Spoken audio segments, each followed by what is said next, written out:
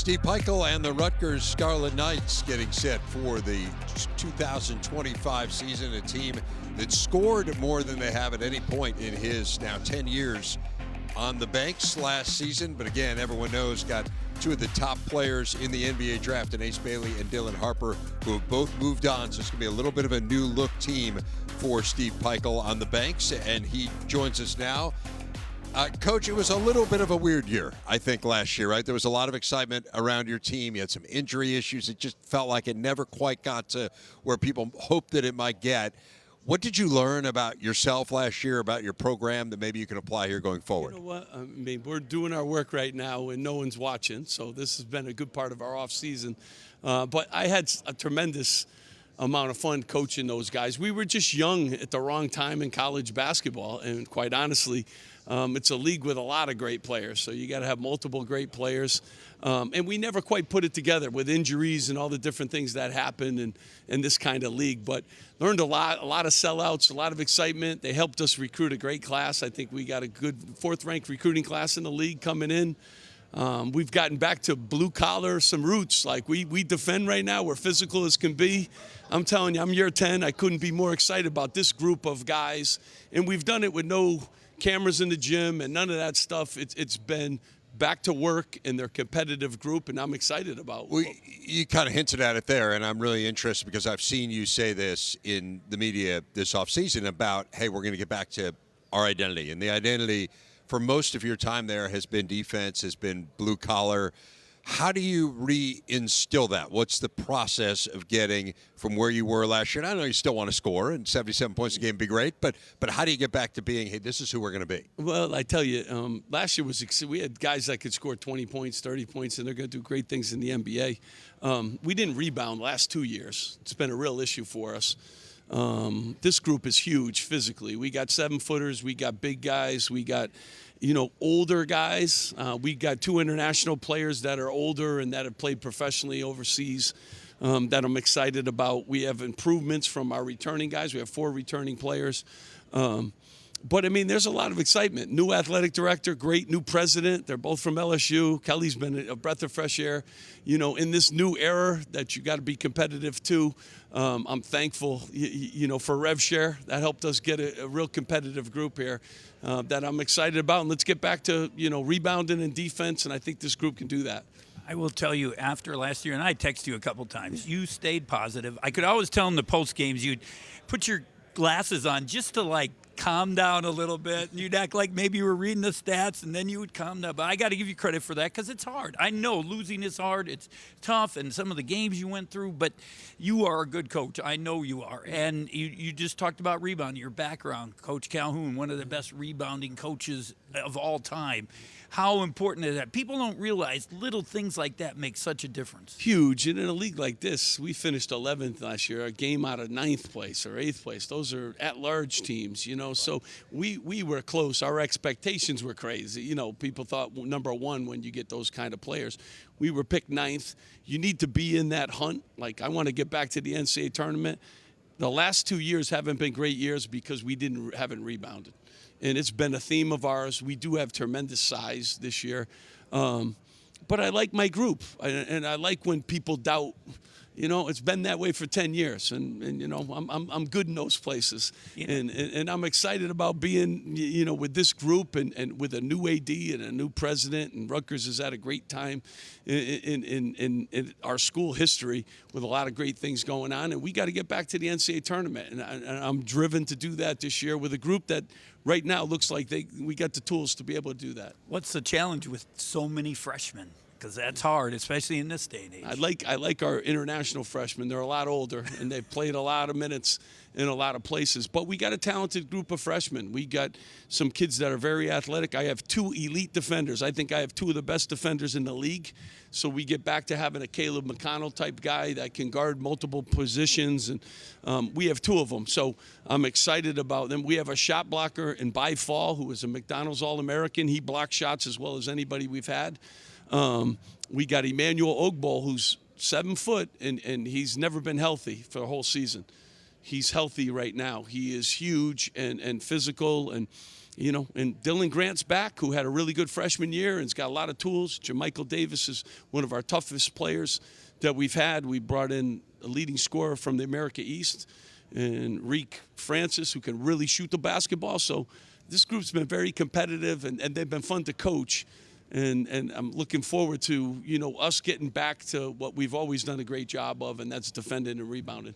You mentioned a lot of names there. Who's your leader? Like, it was pretty clear last year who your leaders were. Who's your leader on this team? Mike. Now, first of all, I'm just thankful. 3 years he's been with the program now. And hopefully we have him for 4 years, which will be one of the rare things in college basketball moving forward. But, our freshmen and our returning players, Emmanuel Ogbol, Bryce Dortch is back, who gave us great minutes last year. Dylan Grant is a terrific athlete and really can shoot the basketball and has improved. He played starter minutes last year. And then we got our 2 international guys that come in with tremendous amount of experience. But we're really competitive from 1 to 13, 1 to 14.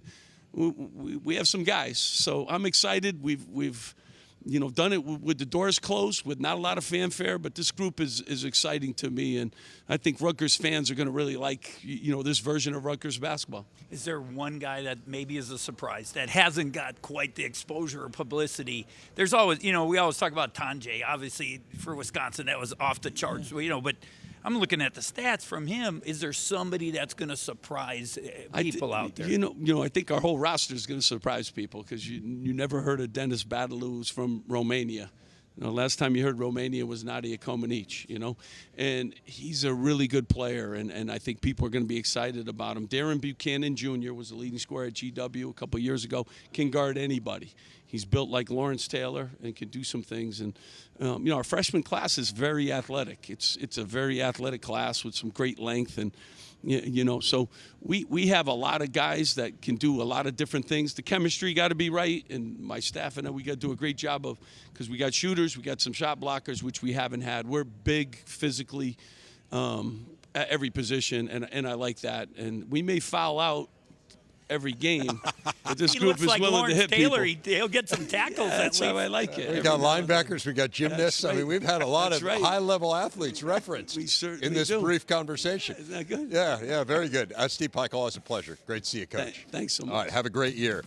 Here is the challenge ahead for Steve Pikiell and the Scarlet Knights. You see some interesting non-conference games. Speaking of good freshman classes, Notre Dame's got a really good one, so that should be an interesting game there over the Thanksgiving time, November 24th and 25th, back-to-back against Tennessee. And the Fighting Irish got the always anticipated in-state rivalry with Seton Hall, taking on Penn as well this year. And then you see the conference schedule, including a couple of games with Michigan State, Andy. Well, I will raise you Nadia Comaneci with Simona Halep for Romanian references of elite athletes. But now we got another one on Rutgers. Jamichael Davis and Dylan Grant back with Rutgers. You couldn't hear your head coach, but Steve Pikiell is referencing your leadership, your returning potential contributions. We know we have a new roster of not a lot of headline names. We're waiting for those to occur. Take us inside that practice court. What have you seen to give optimism to those Scarlet Knight fans that this team is going to return to the Rutgers of old? No, definitely. It's been great. The guys have been great. I think for the most part, everybody's coming in and wanting to get better. I think that's a good part to have, good trait to have. We all coming in, competing at a high level, and just trying to make sure we stack days and get better every day. So summer has been kind of, putting in work and just trying to get to know each other and get connected as fast as we can. I'd say we got a lot of workers, a lot of energy guys. Practice is always a dogfight. So, we got a lot of pieces this year that come together, hopeful for a great season. Coach said just a couple minutes ago, you guys are back to your blue-collar ways. What does that mean to y'all? What do you guys talk about in the locker room? Because Coach could say anything he wants. Coach could be on the podium. He could coaches speak. But at the end of the day, the players got to go out there and they got to play. What have you guys been talking to each other about in the locker room? And what has been that message? And what does blue-collar basketball look like to you guys? Definitely just trusting the work and not being afraid of the work. I think staying here showed that we're not, selfish, and we're willing to stay in in tune and to get better as a group and try to do it together as much as we can. But just blue collar, just trying to stay, level-headed. We know what the work that we got to do, and we're not shy from it. We're willing to take that step and put in some work if need. We work every day to be everyday guys. We got a bunch of dogs on our team, and we're just out there just working hard in practice. Every day is just a dog fight. Last year, scoring was not a problem with Ace Bailey and Dylan Harper. 2 years ago, there were a lot of droughts offensively. Now let's assume you're back to being a defensive rebounding team. Where is the scoring going to come from? Scoring definitely going to come. I think we got a lot of guys who can do a lot of things. I think our floor and our offense, I feel like everybody's going to be able to get touches. Everybody will be able to get shots. We're going to be able to make shots and stuff like that. And like I said, we just got a lot of guys who can do a lot of things. So just trying to play together as much as we can. Just share the moment with each other. Compete together. We got a lot of versatility on our team. A lot of times our defense leads to our offense. We got a lot of athleticism as well. So, that's going to help us a lot this season. And Dylan, speaking about the athleticism, speaking about the versatility of you guys as squad, you came on in conference season last year. It felt like you couldn't get off the bench in the non-conference. But once January hit, it was a whole different Dylan Grant out there. Yep. What led into that change? What clicked for you halfway through the season? You finished conference play with 3 or 4 games above 15 points. Yep. What worked out for you at the end of the year? I'm going to say just going to practice every day and just, working hard, whatever you put in the practice and, off the actual court, that'll lead into the in games. So that's all I did, just working hard every day and just waited for my number to be called. And eventually it was called, and I just went out there and put my best foot forward. Jamichael, Jersey Mike's Arena, affectionately known as the Rack, when that place is popping, it's arguably one of the best home courts in the country, not just in the Big Ten. 100%. What will it take to get that home court advantage back? To get that home court advantage back, I honestly think we got to win as much as we can at that stage as much as we can. I feel like the fans, they're always going to show up and show out, and just like building off that energy that they give us, trying to get wins as much as we can.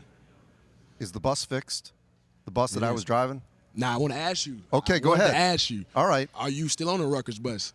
Well, I was booted off the bus at times last season. Mm-hmm. I was driving it, lost my license driving the bus.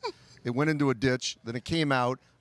Listen, if you'll have me back on the bus, I'll drive it again. Nah, don't let him drive the bus. He got off the bus. And then when it went in that ditch, I started driving that bus, and now I'm the driver of the bus. We don't need passengers. When anybody start an answer and they say, well, that means they don't want to be on that bus anymore. I'm on the bus with y'all now. All right, that's all I like to hear. You're not going to let me on the bus, Dylan? Now, you're always welcome. Always welcome. Oh, all right. Come on, Tim. Open those doors. I'm coming on the bus. We're driving it again.